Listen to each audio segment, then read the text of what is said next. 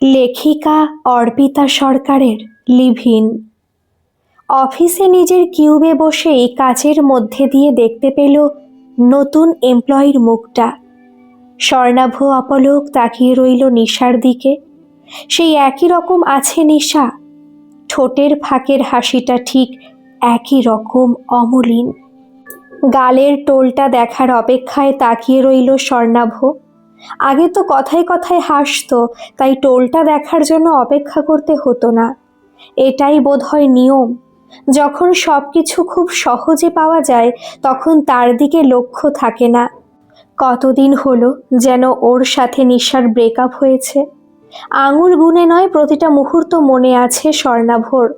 তাই হিসেব না করে বলতে পারবে 4 বছর 3 মাস 26 দিন হলো। আবার দেখা হলো নিশার সাথে।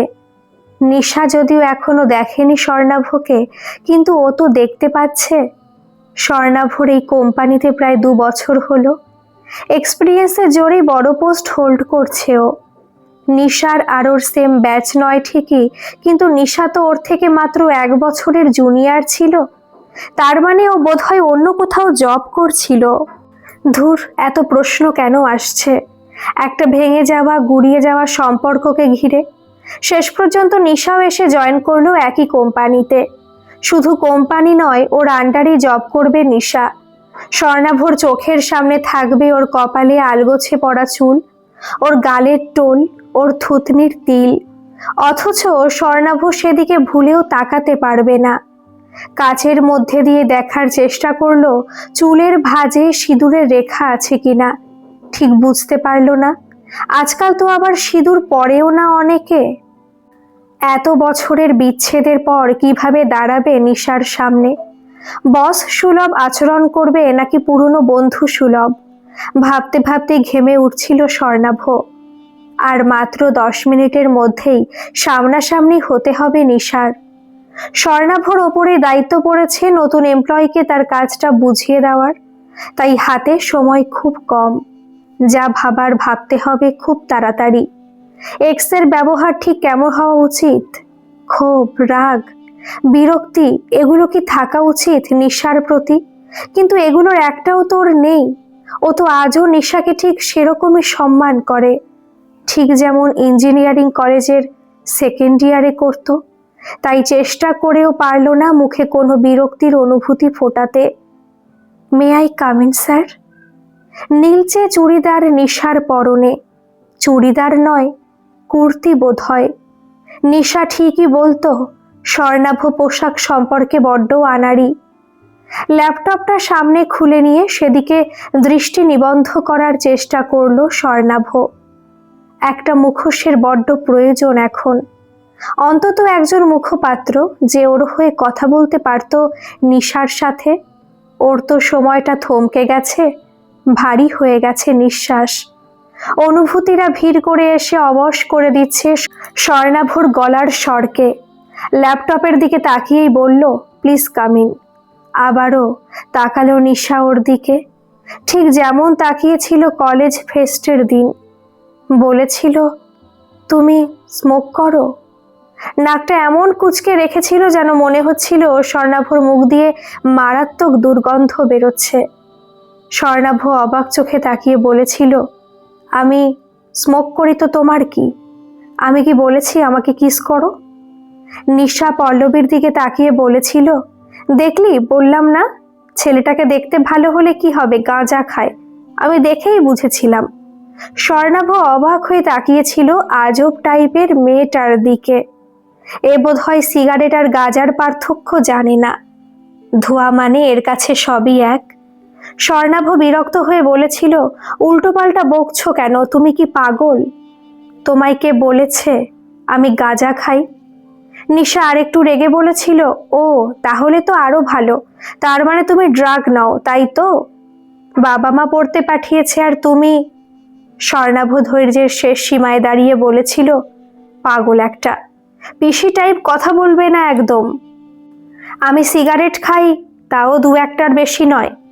নিশা গম্ভীর মুখে বলেছিল, চল পল্লবী, একে আমি প্রপোজ করব না।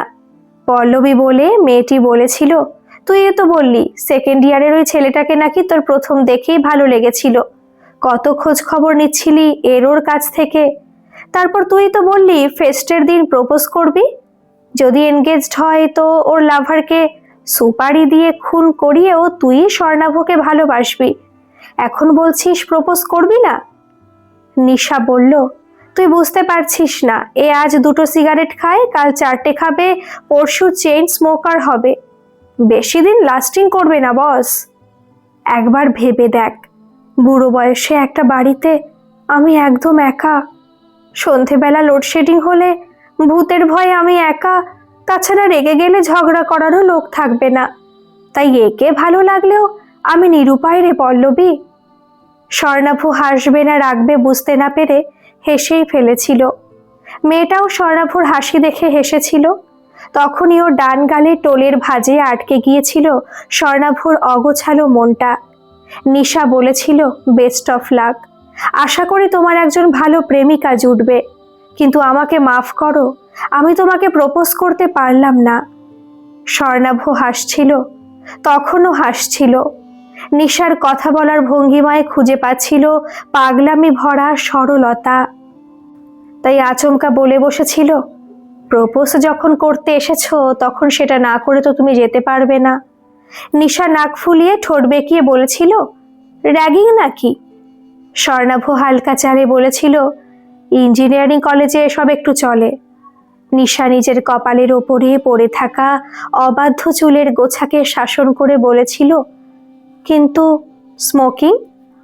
যদি বলি ছেড়ে দিলাম? স্বর্ণাভুর চোখের তারায় মায়াবী আবেশ। আবার গালে টোল ফেলে হেসেছিল নিশা, দাঁত দিয়ে নখ কেটে বলেছিল, সত্যি? স্বর্ণাভু আলতো করে বলেছিল, অন্য একজনের হাসিতে অনেকটা নেশা ধরালো যে, অগত্যা আগের নেশাকে ত্যাগ করলাম।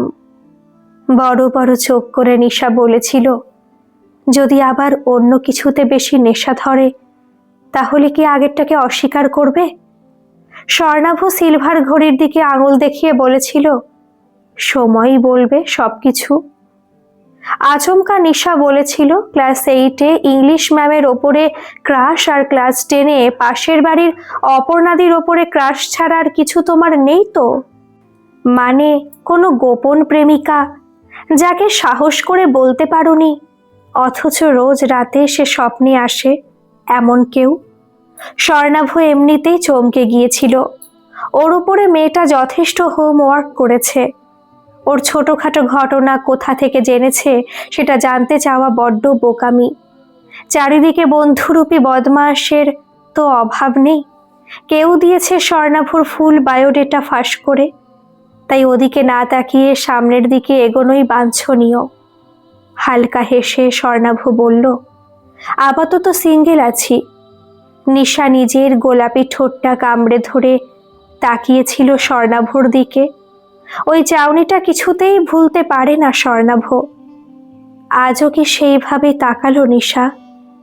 নাকি ওর চোখে আজ ঘৃণা রয়েছে, অথবা অনাসক্ত দৃষ্টিতে বিদ্ধ করতে চাইছে স্বর্ণাভকে?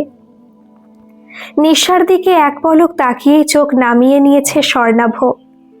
টেবিলের ওপরে একটা ফাইল রেখে খুব মার্জিত গলায় নিশা বলল, স্যার প্লিজ হেল্প মি। এতটা নিরুদ্বেগ কি করে আছে নিশা? বছর 4 হয়তো পেরিয়ে গেছে, না হয় সময়টা অনেকটা, কিন্তু তাই বলে এতটা স্থির আছে ওকে সামনে দেখেও? একবারের জন্য জিজ্ঞেস করলো না, স্বর্ণাভ কেমন আছো? ওর কি উচিত নিশা কেমন আছে সেটা জানতে চাওয়া? নাকি চিনতে চাইছে না যে চাইছে না পূর্ব পরিচয়ের পাতাটা উল্টাতে, তাকে অপরিচিতই রেখে দেওয়া উচিত?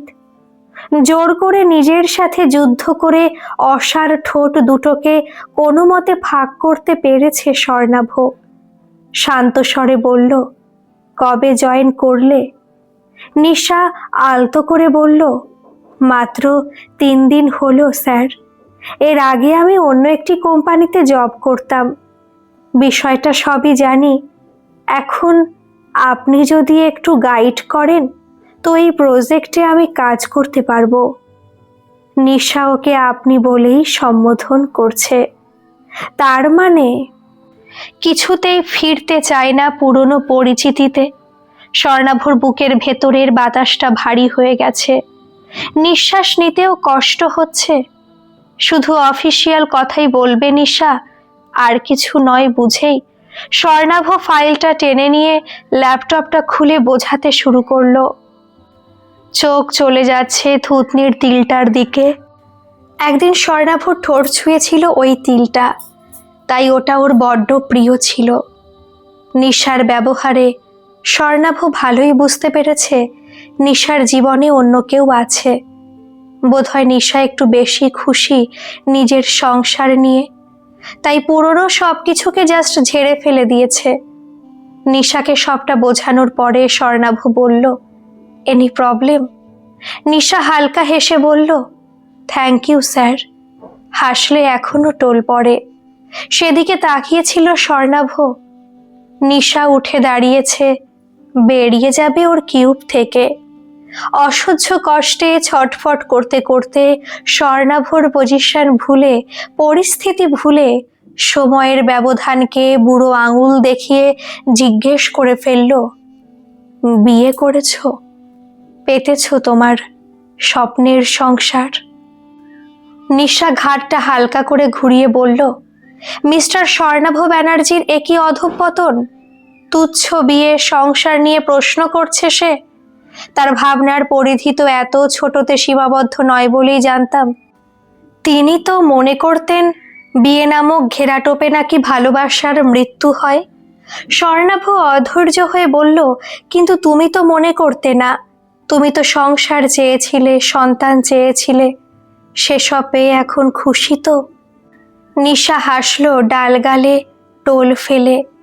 দাঁত দিয়ে আঙুলের নখটা কেটে বলল, আমায় দেখে বুঝতে পারা উচিত ছিল। একটা সুখী মুখের প্রতিচ্ছবি দেখতে পাওয়া উচিত ছিল আমার চেহারায়। থুতনির তিলটা দেখে বুকের ভিতরটা হুহু করে উঠল স্বর্ণাভর। ওখানে তার মানে অন্য কারোর অধিকার জন্মেছে। ওই জন্যই ওকে এত বছর পরে দেখেও এতটা স্থির ছিল নিশা। বেরোনোর আগে দরজায় একটা হাত রেখে নিশা বলল, এটা অফিস, তাই আমি আপনার কাছে প্রফেশনাল বিহেভিয়ার আশা করব। কথাটা চাবুকের মতো এসে পড়ল স্বর্ণাভর গালে। ওকে কিছু বলতে সুযোগ না দিয়ে চলে গেল নিশা।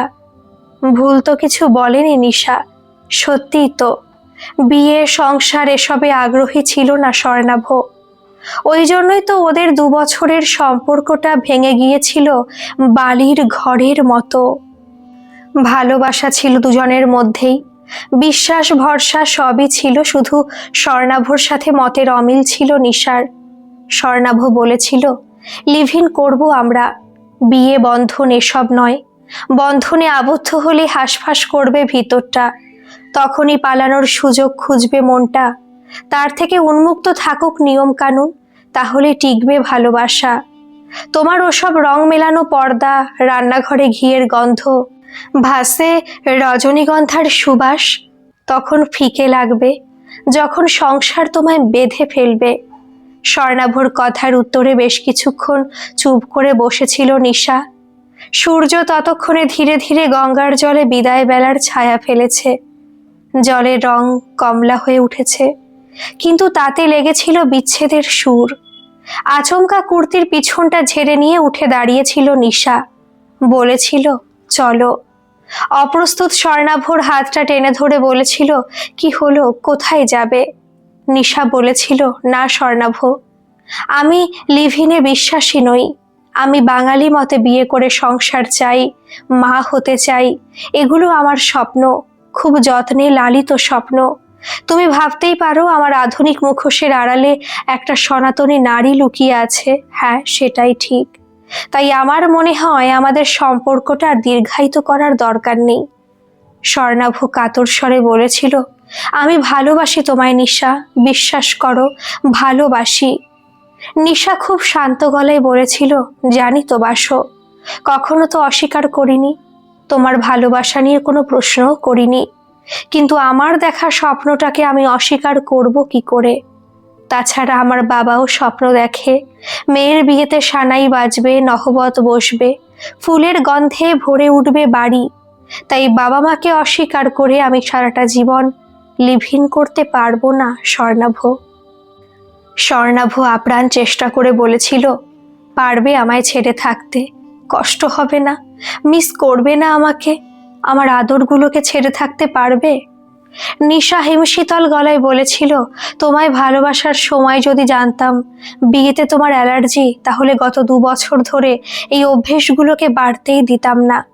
তবে তুমি চিন্তা করো না স্বর্ণাভ, মেয়েরা সব পারে। পাগলের মতো ভালোবাসতে যেমন পারে, তেমনি ভুলতেও পারে। নিশার চোখ দুটো লাল হয়ে গিয়েছিল, বহু কষ্টে চেপে রেখেছিল নোনতা জলের ধারাকে। ছোট্ট করে বলেছিল, ভালো থেকো স্বর্ণাভ।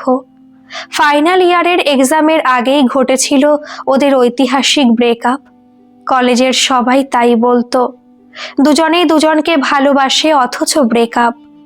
নিশা গুটিয়ে নিয়েছিল নিজেকে, এমনভাবে গুটিয়ে নিয়ে নিজের চারপাশে কঠিন গণ্ডিটা এঁকেছিল যে কলেজ ক্যাম্পাসে পাশ দিয়ে হেঁটে গেলেও স্বর্ণাভ আর কোনোদিন ডাকতে পারেনি নিশা বলে। কলেজের ক্যাম্পাসিংয়ে অফার পেয়ে চাকরি জয়েন করেছিল স্বর্ণাভ। দূরত্ব আরও বেড়েছিল নিশার সাথে, দেখা হওয়া বন্ধ হয়ে গিয়েছিল। চোখের দেখাটাও দেখতে পেত না, ফোন করলেও রিসিভ করতো না নিশা। কতবার মনে হয়েছে ছুটে গিয়ে নিশার থুতনির তিলে ঠোঁটটা রেখে ফিসফিস করে বলতে, বেশ আমি রাজি, চলো তোমার নীল সবুজ পর্দার আড়ালে নাইট ল্যাম্পের হালকা আলোয় পাতবো আমাদের সংসার। 10টা 5টা চাকরি, তারপরে আমাদের খুনসুটি। কিন্তু কিছুতেই নিজের জেদ ছেড়ে যেতে পারিনি। মনের সাথে লড়াইয়ে ভালোবাসা কিছুতেই জিততে পারেনি। জয়ের মুকুট পরে ইগো জিতে গেছে, তাই নিশা একটু একটু করে স্মৃতির অতলে তলিয়ে যেতে শুরু করেছিল। পড়াশোনা, জবের টেনশন সব মিলিয়ে জীবন ছুটছিল। নিশার সাথে কাটানো সময়গুলো মাঝে মাঝেই হাতছানি দিয়ে পিছনে ডাকার চেষ্টা করত। কিন্তু জেদ স্বর্ণাভরও কিছু কম ছিল না। নিশা যদি ওকে ভুলে থাকতে পারে, তাহলে ও কেন পারবে না? কেন নিশা নিজের জেদ নিয়েই থেকে গেল?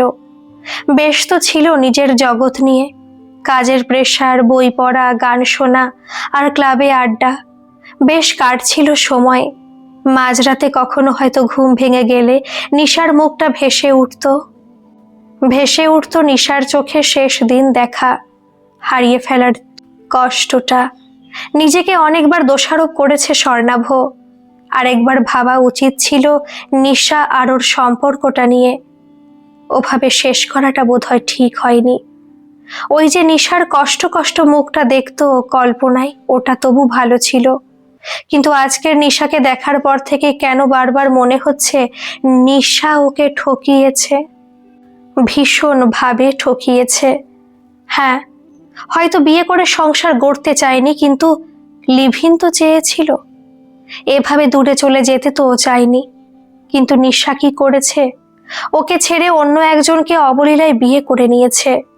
নিশ্চিন্তে অন্যের বাহু লগ্না হয়ে জীবন কাটাচ্ছে।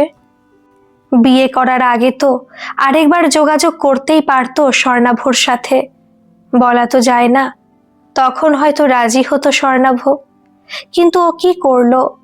ভালোবেসে হাত ছেড়ে দিয়ে চলে গেল। স্বার্থপর হয়ে গেছে নিশা, বড্ড স্বার্থপর। একবারের জন্য জিজ্ঞেস করলো না, স্বর্ণাভ কেমন আছো? কাচের দরজার ফাঁক দিয়ে স্বর্ণাভ দেখল ফোনে কারোর সাথে হেসে হেসে কথা বলছে নিশা। প্রত্যেক হাসিতে স্বর্ণাভর বুকের ভিতরটা তোলপাড় করছে। মনে হচ্ছে নিশার হাজবেন্ডকে খুন করে দিয়ে নিশাকে নিয়ে আসে নিজের কাছে। নিশার এই সুখী সুখী আদুরে মুখটা দেখে রাগে ফেটে পড়তে ইচ্ছা করছে। যাকে বিয়ে করে এত হাসি, সে কি জানে নিশার কি কি পছন্দ? সে কি জানে অন্য মেয়েদের মতো নিশা ফুচকাতে বেশি ঝাল খেতে পারে না? নিশা কাঁদলে ওর চোখ দিয়ে জল বেরোয় না, চোখ দুটো অস্বাভাবিক লাল হয়ে যায়। জানে সেই স্বামী নামক জীবটা কতটা চেনে সে নিশাকে, স্বর্ণাভর চেয়েও বেশি? অসম্ভব। স্বর্ণাভর চেয়ে বেশি কেউ নিশাকে চিনতে পারে না। সে নিশা এখন যতই অন্য কারোর বউ হোক না কেন। ফোনে মনে হয় ওর বর খবর নিচ্ছে, নতুন অফিসে কোনো প্রবলেম হচ্ছে কিনা জানতে চাইছে হয়তো। পেপার ওয়েটটা টেবিলে ঘুরিয়ে নিয়ে স্বর্ণাভ ভাবল, ও নিশার বস, নিশাকে বেশিক্ষণ খাটানোর অধিকার ওর আছে। বাড়ি ফিরে বরের সাথে বেশিক্ষণ কাটলে তো প্রজেক্টের উন্নতি হবে না, তাই অফিসে বেশিক্ষণ থাকতে হবে ওকে। বুকের বাম দিকে হালকা জ্বালা অনুভব করছে স্বর্ণাভ। নিশার কোনো কিছুতেই আর কোনো অধিকার নেই স্বর্ণাভর। নিশার একটা আঙুল ছোঁয়ারও অধিকার নেই ওর, এটা ভাবলেই অসহায় লাগছে স্বর্ণাভর। লাঞ্চ ব্রেকে দুজনে দুটো টেবিলে বসে লাঞ্চ করছে। মাঝের দূরত্ব মাত্র কয়েক হাত, তবুও স্বর্ণাভ কিছুই বলতে পারল না। নিশা ওরই একটা কলিগের সাথে কথা বলতে বলতে লাঞ্চ সারল, ঘুরেও তাকালো না ওর দিকে। না হয় বিয়ে করে সংসার করেছে, না হয় ব্রেকআপ হয়ে গিয়েছিল ওর সাথে, তাই বলে পুরনো বন্ধুর সাথে একটা শব্দকে খরচ করতে নেই। বারবার চোখটা চলে যাচ্ছে নিশার দিকে। অদ্ভুতভাবে দেখলো নিশা একবারের জন্য তাকালো না স্বর্ণাভর দিকে। ইগনোর শব্দের অর্থটা জানতো স্বর্ণাভ, কিন্তু সেটা যে প্র্যাকটিক্যালি এতটা কষ্টদায়ক সেটা এই প্রথম অনুভব করলো। প্রায় সপ্তাহ খানেক হয়ে গেল নিশা জয়েন করেছে অফিসে। ওর পোশাকের রং বদলেছে, কখনো লাল, কখনো পিক গ্রিন, কখনো বা আকাশ নীল কুর্তি। শাড়িতে নিজেকে সাজিয়েছে নিশা, কিন্তু স্বর্ণাভর প্রতি মনোভাবের কোনো পরিবর্তন নেই। ওদের সম্পর্কের রংটা ধূসর হয়েই রয়ে গেল। স্বর্ণাভ অফিস থেকে ফেরার পরে মা হঠাৎ জিজ্ঞেস করলো, হ্যাঁ রে, সেই তোদের সাথে কলেজে পড়তো নিশা নামের মেয়েটা এখন কি করছে? জব করছে না বিয়ে করে সংসার? অবাক হয়ে তাকালো স্বর্ণাভ। মা নিশাকে একবারই দেখেছিল, একবারই নিশা ওর বাড়িতে এসেছিল। স্বর্ণাভর তখন ভীষণ শরীর খারাপ হয়েছিল, বেশ কিছুদিন বাড়ি থেকে বেরোতে পারিনি। তখনই স্বর্ণাভর বারণ না শুনে নিশা এসেছিল ওকে দেখতে। মায়ের সাথে বেশ কিছুক্ষণ গল্পও করেছিল, কিন্তু এতদিন পরে মা হঠাৎ ওর নাম বলবে এটা কল্পনা করতে পারেনি ও। বিয়ের কথা উঠতে স্বর্ণাভ যখন এড়িয়ে গিয়েছিল, তখন একবার মা জিজ্ঞেস করেছিল, কাউকে যদি পছন্দ করিস তাহলে আমাদের আপত্তি নেই। স্বর্ণাভ বলেছিল, মা আমার বিয়েতে আপত্তি। ঝগড়াঝাটির পরে মা একেবারে নির্লিপ্ত হয়ে গিয়েছিল ওর বিয়ের ব্যাপারে। আজ হঠাৎ নিশার কথা জানতে চাওয়ার বেশ অবাক হয়েছে স্বর্ণাভ। সামলে নিয়ে বলল, ও এখন আমাদের অফিসের এমপ্লয়ি, কয়েকদিন হলো জয়েন করেছে। মা আরো উৎসাহে বলল, তাই নাকি? তার মানে আমাদের মতো অল্প বয়সে বিয়ে করে নিজের জীবনটা শেষ করেনি। যা হোক। স্বর্ণাভ একটু বিরক্ত হয়েই বলল, না মা, সে বিয়েও করেছে আবার জবও করছে। বড্ড গোছানো মেয়ে কিনা, কোনো কিছুতেই ফাঁকি দেয়নি সে। মা এক মুখে এসে বলল, বাহ, তাই একদিন নিয়ে আসিস না, কি সুন্দর কথা বলে মেয়েটা, মিষ্টি করে হাসে। হ্যাঁ রে, এখনো তেমনি আছে? স্বর্ণাভর রাগে ব্রহ্ম তালু পর্যন্ত জ্বলে গেল। হ্যাঁ মা, এখনো তেমনি আছে, গালে টোল ফেলে মিষ্টি করেই হাসে। কিন্তু তোমার হঠাৎ তার জন্য এত মন খারাপের কারণটা বুঝলাম না। মা খাবার সার্ভ করতে করতে বলল, আগ্রহ নয়, তোর বন্ধু রাজেনের বিয়ের কার্ড এসেছে কুরিয়ারে, তাই তোর বন্ধুদের কথা মনে পড়লো আর কি। স্বর্ণাভ আর চোখে তাকালো মায়ের দিকে। একটু বোধহয় বেশি রিয়াক্ট করে ফেলেছে ও। আসলে যবে থেকে নিশাকে আবার দেখেছে তবে থেকে নিজের সবকিছু ওলট পালট হয়ে গেছে। ঘুরে ফিরে ওদের হারিয়ে যাওয়া সম্পর্কের কথাটাই মনে পড়ে যাচ্ছে বারবার। কেন তখন নিশার কথায় রাজি হলো না? কেন লিভিনের ভূত চাপলো ওর মাথায়? তাই নিশাকে হারালো চিরতরে। না, এভাবে চলবে না, ওকে অন্য কোথাও জব খুঁজতে হবে। একই কোম্পানির একই ফ্লোরে 10 ঘন্টা নিশাকে দেখতে পাওয়ার পরেও কাছে না পাওয়ার কষ্টটা ওকে শেষ করে দেবে। অফিসে ঢুকে নিশাকে ডাকলো নিজের কিউবে। সাদার ওপরে গোলাপি ছাপ একটা পিওর সিল্ক পরে ঢুকলো নিশা। স্বর্ণাভ গম্ভীর স্বরে বলল, অফিসটা কাজের জায়গা, তাই এখানে বসে হাবির সাথে ফোনে গল্প না করে কাজের দিকে মন দিলেই ভালো। নিশা ঠোঁটটা বেঁকিয়ে হালকা হেসে বলল, একটু ভুল হলো স্যার, আপনি আমার কাজের রিপোর্ট দেখবেন মাসের শেষে। আমার পার্সোনাল বিষয়ে ইন্টারফেয়ার করার কোনো অধিকার আপনার নেই। প্রায় চিৎকার করে স্বর্ণাভ বলল, 100 বার আছে, আমি ছাড়া কেউ তোমাকে এতটা ভালোবাসতে পারে না। কাকে না কাকে একটা বিয়ে করে ফেললেই হয়ে গেল না? সে তোমায় কতটা চেনে, চেনে আমার মতো? জানে তুমি কিস করার সময় চুলের মুঠি ধরে আমার মুখটাকে সামনে নিয়ে আসতে? জানে তোমার কষ্ট হলে তুমি চোখ লাল করে হাসতে থাকো? কি জানে সে তোমাকে, যে তুমি আচমকা তাকে বিয়ে করে বসলে? লিভিন তোমার পছন্দ নয় তাই বলে যাকে তাকে বিয়ে করবে? নিশা খুব শান্ত গলায় বলল, এটা অফিস, আমি চাই না আমাদের পুরনো সম্পর্কের কথা আর কেউ জানুক। আমি যথেষ্ট হ্যাপি আছি। আপনি যদি এভাবে আচরণ করেন তাহলে কাল আমি আমার হাবিকে নিয়ে এসে আপনাকে অপমান করাতে বাধ্য হব। স্বর্ণাভর চোখে জল, ঠান্ডা গলায় বলল, কত নিষ্ঠুর হয়ে গেছো তুমি নিশা, আমাকে একদম ভুলে গেছো। অথচ কলেজে আমি রেগে গেলে তুমি বলতে, আমার বুকে মুখটা রাখো তাহলে তোমার রাগ কমে যাবে। আর এখন এখন একটা কথাও বলছো না তুমি আমার সাথে। নিশা কঠিন স্বরে বলল, এইসব কথা আমি জাস্ট ভুলে গেছি, তাই দ্বিতীয়বার অভ্যেস করতে চাই না। স্বর্ণাভ ভাঙা গলায় বলল, আমি রিজাইন করব জব থেকে। এভাবে হয় না। আমি ভাবতাম তোমার সাথে একদিন ঠিক হয়ে যাবে, আবার সব স্বাভাবিক হবে। 4 বছর এমন কিছু তো সময় নয় নিশা, এর মধ্যেই ভুলে গেলে। নিশা বলল, অভ্যেস করতে হয়েছে, দীর্ঘ সাধনা। তোমাকে মনে রেখেও তোমায় ভুলে থাকার সাধনা। তোমাকে সবটা দিয়ে ভালোবেসেও তোমাকে ভুলে থাকার অভ্যেস। নিশা বেরিয়ে গেছে বেশ কিছুক্ষণ। রেজিগনেশন লেটারটা টাইপ করছিল স্বর্ণাভ। কলেজের দিনগুলো, ওদের একসাথে কাটানো সময়গুলো মনে পড়ে যাচ্ছিল স্বর্ণাভর। নিশার ছেলে মানুষই আবদার, ওর বায়না, ওর রাগ, অভিমানগুলো খুব স্পষ্ট ছিল স্বর্ণাভর কাছে। জীবনে এত ভালো কাউকে বাসেনি, তাই দূরে গিয়েও নিশার স্মৃতি ওকে হাতছানি দিয়ে ডাকতো। সাড়া দিতে পারেনি কারণ ইগো নামক বস্তুটি মাঝে বসে সব শেষ করেছে একটু একটু করে। লেটারটা টাইপ হয়ে গিয়েছিল, শুধু মেল করার অপেক্ষা।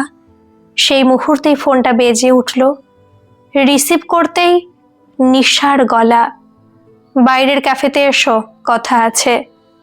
স্বর্ণাভ কিছু বলার আগে ফোনটা কেটে দিয়েছে নিশা।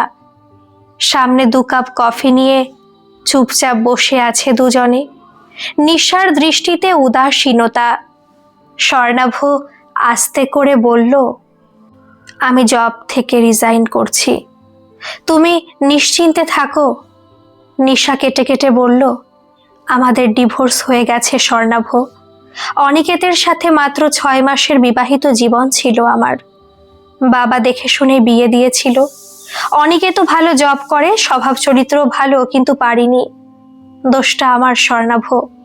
আমার দম বন্ধ লাগছিল, মনে হচ্ছিল সম্পর্কটা বড্ড লোক দেখানো। জোরে হাসতে পারি না, ঝগড়া করতে পারি না, আবদার নয়, বড় মেকানিক্যাল ছিল। 6 মাস পরে আমরা দুজনেই সিদ্ধান্ত নিলাম ডিভোর্স দরকার। এটাকে বিয়ে বলে ঠিকই, কিন্তু সংসার নয়। তুমি বোধহয় ঠিক বলতে, বিয়ে বা লিভিনটা বড় নয়, মনের টানটাই আসল। স্বর্ণাভ একটা হাত দিয়ে চেপে ধরল নিশার হাতটা। আস্তে আস্তে বলল, জানি তো, আমি ছাড়া কেউ চেনে না তোমায়। তোমার প্রতিটা রক্তবিন্দুর ঘনত্ব একমাত্র আমি মাপতে পারি। নিশা হাতটা না ছাড়িয়েই বলল, তাই বুঝি? মালবিকা তো লিভিনে রাজি ছিল, তাহলে সম্পর্কটা ভাঙলো কেন তোমাদের? স্বর্ণাভ হা করে তাকিয়ে বলল, তুমি এটাও জানো? মালবিকা আমায় ভালোবাসেনি নিশা, হঠাৎ করে এসে বলেছিল ওর নাকি আমায় ভালো লাগে, তাই লিভিন করতে চায়, ও পার্টনার খুঁজছে। না নিশা, এভাবে ভালোবাসাহীন সম্পর্কে লাইফ পার্টনার আমি হতে পারতাম না। নিশা বলল, চেপে যাচ্ছ? 2 সপ্তাহ ছিলে তো একসঙ্গে, কি হলো? তোমার রাগের বহর দেখে পালালো বুঝি মালবিকা? নাকি তোমার মোজার গন্ধ সহ্য করতে না পেরে? কোনটা? স্বর্ণাভ চমকে উঠে বলল, মালবিকা বলেছিল আমার মতো বোরিং পাবলিক নাকি ও দুনিয়ায় দেখেনি। স্বর্ণাভ নিশার হাতটা চেপে ধরে বলল, আগে বলো, এসব খবর তোমায় কে সাপ্লাই দেয়? বলতে বলতে নিশার ফোনটা বেজে উঠল। সুচেতনা আন্টি কলিং। স্বর্ণাভ চমকে গিয়ে ফোনটা স্পিকার করতেই ওর মায়ের গলা শুনতে পেল। হ্যালো, শোন, যদি তোর ডিভোর্স নিয়ে স্বর্ণ কিছু বলে তাহলে তুইও মালবিকার সাথে 2 সপ্তাহ থাকার গল্পটা শুনিয়ে দিবি নিশা। কিছুতেই ছাড়বি না। ছেলেরা সব সময় নিজেদের খেয়াল খুশি মতো ভালোবাসবে, আবার বিয়ে করবে না, একদম ছাড়বি না। কিরে, কথা বলছিস না কেন? বলেছি না, কাঁদবি না। ওই বাদর ছেলেকে জব্দ তুই করতে পারবি নিশা, মনে জোর রাখ। নিশা বলল, হ্যাঁ আন্টি, আমি সব বলবো, তোমাকে রাতে জানাচ্ছি। স্বর্ণাভর ঠোঁটে হাসি। মায়ের সাথে কবে থেকে ভাব হলো তোমার? নিশা বলল, যেদিন তুমি ছেড়ে চলে গেলে সেদিন থেকেই। আন্টি আমার পাশে আছে। আমার বিয়েতেও এসেছিল আন্টি। সেদিন বলেছিল তোকে নিজের বাড়িতে নিয়ে যেতে পারলাম না বলে ক্ষমা করিস। রোজ অফিসে আসার পরে আন্টি ফোন করে সব খবর নিত। আজ কি হলো? স্বর্ণাভ আলতো করে বলল, আজ কি হলো বলবে? স্বর্ণাভর চোখটা নিশার থুতনির তিলে স্থির হয়ে গেছে। ওর মনটা ওই ছোট্ট বিন্দুতে আটকে গিয়েছিল সেই কবে। অকারণে এদিকে ওদিকে ছুটতে গিয়ে হোঁচট খেয়েছে বারবার। নিশা বলল, বলবো, আবার সঠিক পথটা দেখতে পেয়েছি আমরা। স্বর্ণাভ বলল, এবারে কিন্তু আমি বিয়েতে রাজি। নিশা ঘাড় নেড়ে বলল, না, লিভিনে আমার আপত্তি নেই, কিন্তু নিশা, মা বিয়েতে খুশি হবে। স্বর্ণাভ, আমার বাবা বলছিল তোর সুখে আমাদের সুখ, সে তুই বিয়ে না করে লিভিনও করতে পারিস। নিশা বলল, আন্টি জানতে চাইলে কি বলবো? স্বর্ণাভ বলল, তোমার আন্টিকে ডেট ফাইনাল করতে বলো। বলো তার ছেলে বুঝেছে সম্পর্কের গোড়ায় বসে আছে ভালোবাসা নামক শব্দটা, তাই সে বিয়েতে রাজি। নিশা আবার তাকালো স্বর্ণাভর দিকে, সেই চাউনি যেটা এতদিন ভীষণ মিস করেছে স্বর্ণাভ। ঘুমের ঘোরেও খুঁজে বেরিয়েছে এই চোখ দুটোকে। শুধু উদ্ভ্রান্তের মতো খুঁজে বেরিয়েছে, কিন্তু সঠিক লক্ষ্যে পৌঁছাতে পারেনি। পথ এঁকে বেঁকে গেছে বলেই দেরি হয়ে গেল অনেকটা। স্বর্ণাভ বলল, নিশা, একটা কথা বলবে? অনিকেতকে ভালোবেসেছিলে কোনোদিন? নিশা বলল, চেষ্টা করেছিলাম, পারিনি। বুঝতে পেরেছিলাম ভালোবাসাটা চেষ্টা করে হয় না। মনকে বাধ্য করা যায় না স্বর্ণাভ, মন চলে নিজের গতিপথে। স্বর্ণাভ বলল, আমাকে ভুলতে পেরেছিলে? নিশা বলল, চেষ্টা করেছিলাম, দেখলাম ভোলা অত সহজ নয়। স্বর্ণাভর হাতের মুঠোর মধ্যে তিরতির করে কাঁপছে নিশার হাতটা। এতদিনে চেনা স্পর্শ পেয়ে শিরা উপশিরারাও নিশ্চিন্তে তাদের অনুভূতি প্রকাশ করছে। নিশা ফিসফিস করে বলল, ভালোবাসি আজও। স্বর্ণাভ নিশার থুতনির তিলটাকে আঙুল দিয়ে ছুঁয়ে বলল, চলো শুরু করি। আজকের এই গল্পটি আপনাদের কেমন লাগলো বন্ধুরা, অবশ্যই কিন্তু কমেন্ট করে জানাবেন। আর ভালো লাগলে একটা সাবস্ক্রাইব করে আমার পাশে থাকবেন। ধন্যবাদ।